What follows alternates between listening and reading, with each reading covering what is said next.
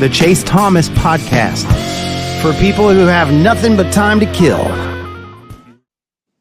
All right, we're back here on the Chase Thomas Podcast, where I am now joined by a first-timer. You don't have to wonder where this man coaches high school football here in East Tennessee, based on the good folks who are watching us on YouTube right now. It's the head football coach of the Fulton Falcons. It's Justin Long. Justin, good evening, sir. How are you? Doing well. How about you?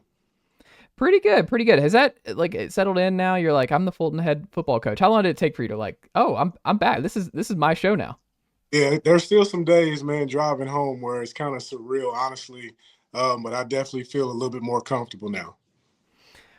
When you talk about feeling more comfortable now, what was some of the hardest parts of transitioning back to Fulton and taking over this prestigious program that has had some big time highs in the 21st century, and just kind of getting it back to what we saw here a little over a decade ago?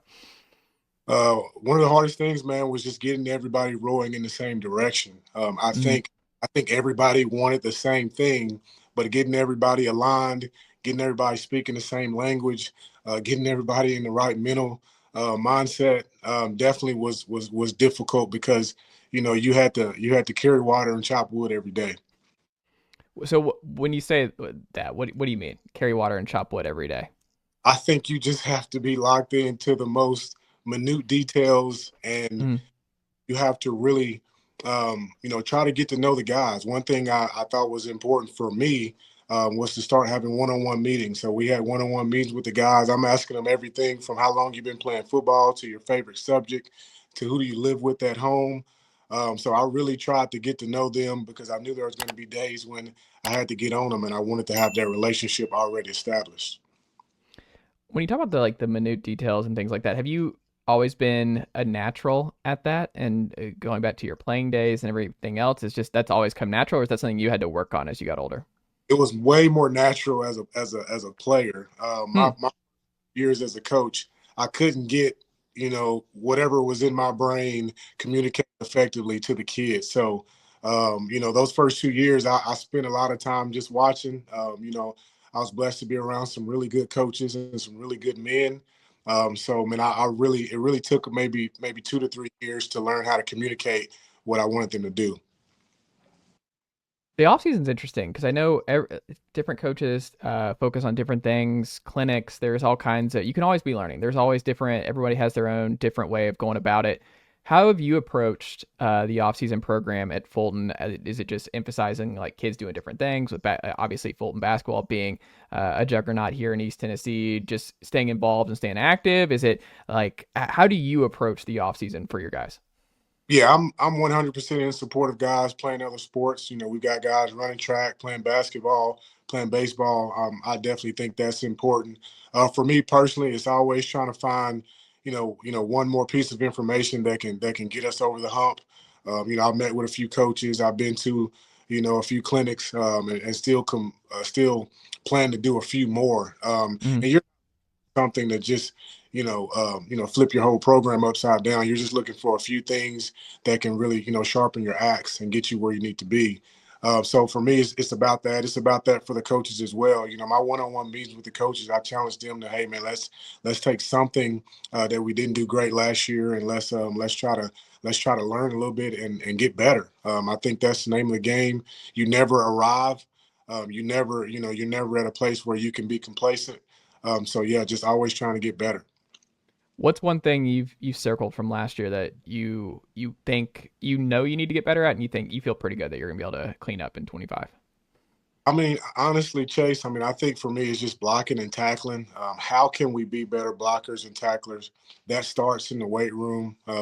Our defensive coordinator, Coach Brown, has done a phenomenal job in the weight room for us, just kind of setting the standard, building that culture.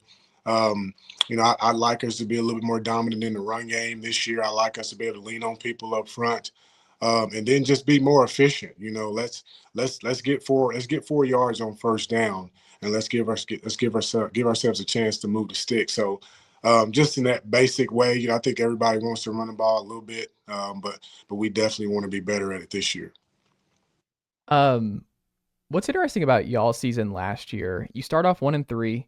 And then you peel off 5 straight, and it started after the Anderson County game. Like, what clicked after the Anderson County game that kind of spurned this five game win streak? Yeah, that particular night, it was just it was a lot of good energy, man. Everybody was pretty much focused, loose, but focused. We had a pretty good week of practice, coming off a tough loss. And those guys were really locked into what we were trying to do. They liked the game plan. I had guys texting me, during the week after practice saying, Coach, man, we think this is going to work. We think this is going to work. So Anderson County is a great program. They're obviously a state contender. So for us to be able to go out there and have the showing we did was very important. We were able to get our playmakers going, and it meant a lot to us. And the confidence that we pulled from that game was very key moving forward. After the game, I asked the guys, I said, what was different tonight? We didn't quit. We were down 14-0, could have rolled over. And I wanted to hear from the guys, mainly the guys playing. I said, what was different? And one guy raised his hand and he said, Coach, we didn't care about the name on their jersey. We just played to our standard. And that was it. In a nutshell, that's what we carried for the rest of the year. I love that. What did you see though on film after that? Where it doesn't sound like you were surprised that y'all won 5 straight after that game. No, I mean I think we really just kept it really simple. We tried to do plays that we practiced Monday through Thursday were the plays we Friday night. We didn't try to reinvent the wheel.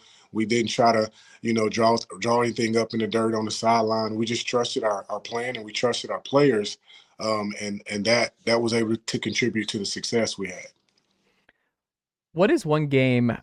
One of the things I'm always curious about is when you get into Thursday, a lot of coaches have a good feel on like how a game's going to go at this level. Like you've seen all the film and you have a good idea and certain matchups and how you're going to be able to handle it.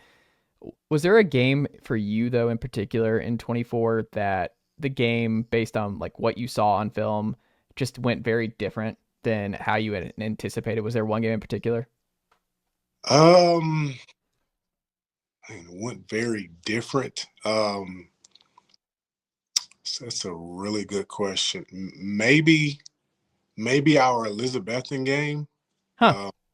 that first round playoff game, and the reason being, Elizabethan is a state contender every year. They are well coached. They have a chance to go make a deep run all the time. Well coached, big, physical, strong. Coach Whitten has done a phenomenal job, and we were limping going to that game. I think we maybe had 3 or 4 starters out on the defensive side, linebackers, safeties, D linemen, and we just weren't sure how we would be able to hold up defensively. And there are no moral victories. I don't necessarily believe in that, but we had a shot that night. They got it done, and they were able to pull through and move on to the next round. But that was one where, I was like, man, our guys really showed up tonight in a way that maybe they weren't expected to. Was there a player or a position group that was kind of like your tape hero, where like for the fans who are seeing on the outside, just cheering on the Falcons every week, that they might not have seen that you and your fellow coaches saw? Like you're just like, man, they've helped us tremendously this year, and it's not the stuff that's going to show up in the stat sheet. 100%. It would be our offensive line. 100. We had 2 pretty explosive players in Derek Smith and Al Johnson, and none of that happens without the guys up front. I think those guys really grew this year. Huge shout out to our offensive line coach, Coach Kyler Long, did a phenomenal job this year, just being consistent. Those guys, I don't think of an offensive line as 5 guys. I think of it as one unit. So guys grow each day, hearing the same thing every day. We really tried to coach to their strengths and call things that we think would help them be successful. I mean, I'm super proud of how those guys handled this past season. I love that. What is the biggest adjustment you've had to make as a head coach from when you first got into coaching to now? What have you found is the biggest adjustment? You mean from an assistant coach to a head coach, or yes. Yes, as an assistant to a head coach. Man, your phone rings a lot more. You get a few more emails too. I think Chase is just the decision making, man. Like knowing and carrying that, where the final decision is going to be on you. Hmm. I think sometimes you have to try to make the best decision for the greater good, which means sometimes you're not going to make everybody happy, and that's coaches and players alike. So you just got to try to keep, whatever your values are, you got to keep those in the forefront, and you got to make sure that your focus is on doing the best for the most. And I think that was difficult at first because maybe in the beginning I was trying to make everybody happy, and in a football program there's no such a thing, right? So I think just making sure you're trying to make sure your values are in the forefront of your program, and that really you're the same guy every day. That makes a lot of sense. What is there a position group battle that you're most in excited by here in the spring and summer that you're excited to see how it plays out and who grabs those spots? Yeah, all of them. Now that is a great CEO head coach answer there, Justin. Right. No, seriously, we graduated a pretty big senior class. Mm-hmm. So there's a lot of positions open right now, and we want competition. Competition makes us all better. I want guys push. I don't want any guy to say, "Hey, I'm gonna wave the white flag. It's your job." No, I want guys competing every day, and we're trying to create that culture where you may if you beat me out, it's because you've earned it. It's not because I gave it to you. Do you like the new playoff structure that's coming into the fold this year? Yes, I haven't looked into it too much. We talked about it briefly as a staff, maybe right when it came out. But yeah, I mean, listen, if you're in the playoffs, I think you got a shot, but you Yeah. definitely want to good advantage. You definitely want to, try to do it that way. As we wrap up here tonight, Justin, a couple non-football related questions for you. It's around spring break time. Justin Long is able to go wherever he wants to go for spring break. It's your call. Where are you going? Money is no object in this scenario. Money is no object. Money is no object. This is going to be, and this is just the first thing that's coming to my mind. I'm going to go to Killeen, Texas. And I'm going to tell you why. Okay. Killeen, Texas. I have an aunt that lives in Killeen, Texas. She's retired from the military. Shout out to my aunt Sharon. Mm-hmm. But very far from Texas A&M. Okay. And them is they currently have the Fulton colors, and they currently wear Adidas. So I just want to wear, watch practice, hang out, nerd out a little bit over the colors that I think are so pretty, and really just kick it with the Aggies. So that would be I'd go for like 3 or 4 days, kick it, and then get on back to the 865. Wow. That is like you are committed to ball here, Coach Long. Like there is no question with that kind of answer that you are absolutely in the right field. Like no question. I get to see family too, so yeah. 2 for 1. So you're not a beach guy, not a mountain guy. Like you're like I just want to go. Let me go check in on what's going on with Mike Elko's team. Like that's where I'm gonna go. I like the beach, Chase, but all beaches are the same, So if I were to go I would go out west somewhere where Colorado, Arizona. I'd go out west somewhere, try to see something a little different. We don't always get to see over here in the eastern part of the United States. So that's where I would go for something like that. But yeah, if you give me a chance to go nerd out with some football, I'll probably take that. That's awesome. Final one for you. I'm curious, like with the off season, have you been able to catch up on some reading that you've wanted to do that you just don't have time for in the fall? Podcasts, audiobooks, or just what have you spent your time non-football related just here in this off season? Yeah, it's hard sometimes, Chase, because you're always in planning mode this time of year. Non-football related is probably just any sort of random audiobook in the car on the way to and from Fulton. Like I said, I've been listening to Carry Water. There's a book about being a dad. It's called Raising a Modern Day Knight that I really like. Talking about fathers and sons, so that's a pretty good book. So just I don't do a ton of reading, honestly. I'm more book sort of guy. I like when it talks to me when I'm just driving. So yeah, just and that's not like every day. That's probably maybe twice a week where I get a chance to do that. Because by the time you get home, you're ready to just wind down anyway. But not a ton of time away from football right now because we're a month away from spring practice. I don't even have to ask you what you're watching. I just feel like you're watching you're watching ESPN 30 for 30. You're watching Friday Night Lights. I feel like the Justin Long household, I feel like there's sports on all the time. Yeah, definitely. Even if it's in the background, for sure. For sure.